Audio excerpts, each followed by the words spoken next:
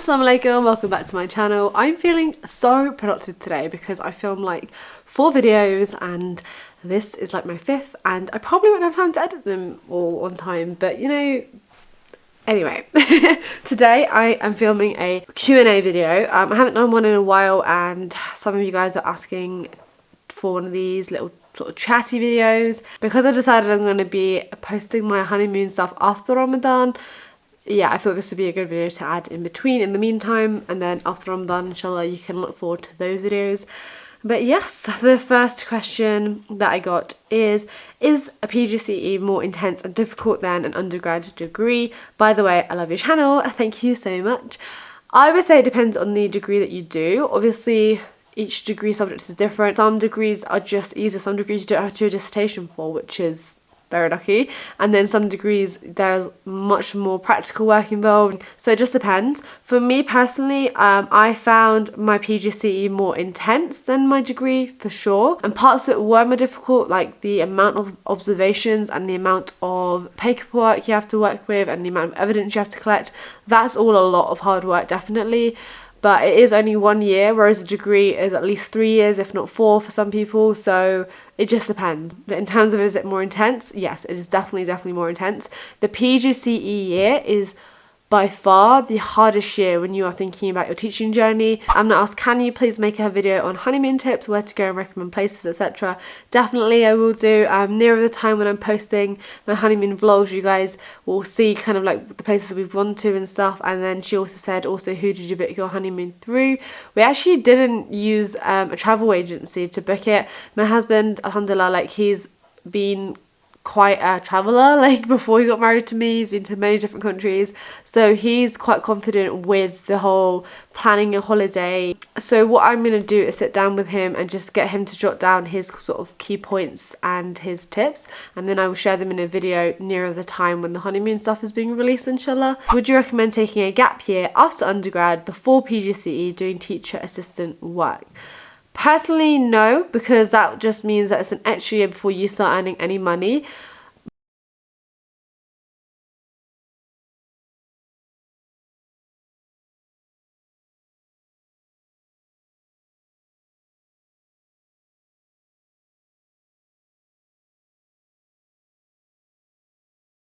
But I would say that you definitely do need classroom experience. So whilst you are doing your whole university thing during your undergrad, definitely be spending some time volunteering, whether it's like a 3-week block in a school where you're volunteering, or whether it's like an afternoon a week for a whole term. It's up to you, but they do prefer like a 2 or 3 week block, being in a classroom constantly, so you have a really good idea of what it's like to be a teacher in that sense. And that's what they do recommend. If you want to be a TA, then that's fine, but in my head I was like, I'd rather just go straight for the training process, because I worked with children for so many years and I've done classroom experience as well, so I know what I'm kind of going for and getting into. Obviously you don't really know until you get started, and everyone's experience is different. Like I've met some people who've had like a really smooth experience from start to finish, and then but most people, to be honest, do have dips in their teaching experience from the training to the actual working. Everyone's got different experiences because we all have different schools, we are all different people as well, that makes a big difference. We all have different teaching styles. But personally, I wouldn't become a TA. I would just make sure I've got my experience done before I graduate, or even after you graduate, and if you've got some time when it's still term time. This is a really good one. What was a misconception you had about married life? I naively thought that communication would be pretty easy. Maybe this is going to sound really big-headed, but because I'm like the eldest and I have like a psychology degree and I work with children and I'm a teacher, and you know, I communicate a lot. Like I thought that when I got married, like communicating with my husband would be like so easy, but you have to remember that the man you're marrying is still a man. Men and women do think differently, and we have different ways to deal with things. And when you start a marriage, it's very different to any other relationship you've had in your life, because you are living with this person, you're seeing them day in, day out, which is a huge blessing, alhamdulillah, but you do have to learn how to communicate properly. And that means that I have to learn how to communicate according to what he needs, and he has to learn how to communicate according to what I need. Oh, somebody asked the truth about teaching. Dum dum dum. The truth about teaching is that it is a very difficult job, and it's very hard to get a work-life balance when you're in the job. The first 2 years are extremely difficult for sure, because you're still finding your feet. The training year is hard as well. I would say after like 2 years, it probably does get easier. I mean, even like this is my second year with my own class, and I feel like I'm much more confident now than I was last year, because I've been in the same school, same year group. I've taught the same things like twice now, so it's not as daunting as and also I've got the experience as well, so alhamdulillah, like I know that I'm able to be a good teacher, and I know that I'm able to do all the parts of being a school teacher, not just the teaching but also the counselling, the comforting, the consoling. There's so much more that meets the eye to teaching, especially when you're in primary school. But yeah, it's much harder than it's ever made out to be, and people always say, oh, but you get so many holidays, but you don't. Honestly, you don't, because the holidays are spent catching up on work, and if you don't catch up on work, you end up falling behind, and that's not a nice feeling. So yeah, it's hard. It's definitely hard. It's one of those jobs which you have to do because you love working with children, because you've got a passion for working with young minds, because you want to see children flourish, basically. But it's definitely not easy. That's what I will say. Question: are the skills tests for numeracy and literacy easy to pass? Can you please give any tips to pass? Personally, like I said before, I found them okay. You have to revise, you have to use the internet to your advantage, you have to search mock primary skills tests, mock numeracy skills tests, etc. Use the internet, I would say. I wouldn't recommend like buying any particular books. I wouldn't recommend, you know, doing any courses. Like, it's not that hard. And also now they've changed the rules. Like when I was doing my primary and numeracy skills tests, I had to pass them within 3 goes, or I wouldn't be able to do them again, basically. So you used to have 3 goes to pass them. Now you can basically retake them as many times as you need to. Alhamdulillah, I passed both of my first time, which I was surprised by. I didn't think I'd pass the maths one first time, but I did. And it just was, for me, a matter of doing the mock tests that are online. And it's a lot of mental maths, the maths one. So practicing your mental maths, practicing just basically going back to primary school teaching, really, like your timetables, making sure you're using the pencil or paper they give you. And also, don't freak out. I think loads of people like will message me and be like, oh my gosh, I'm so worried, I'm so nervous.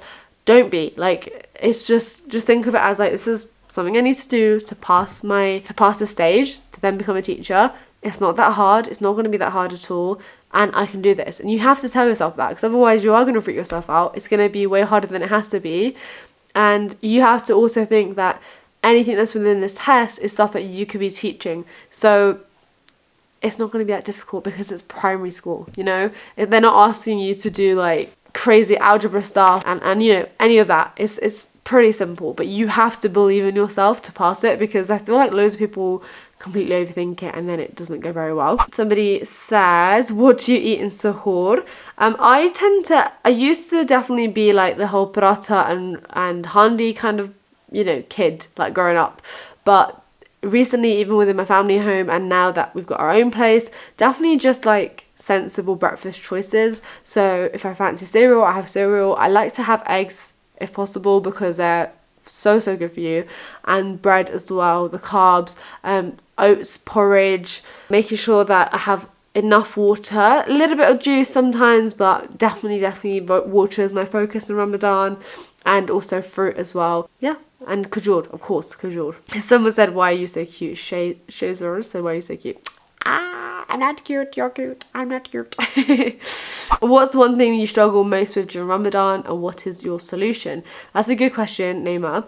I would probably say reading enough, or doing enough, you know? I feel like we always set ourselves really high goals, which is a very good thing. Like, I'm not saying don't set yourself high goals, but sometimes I set myself unrealistic goals. Like last year I definitely did.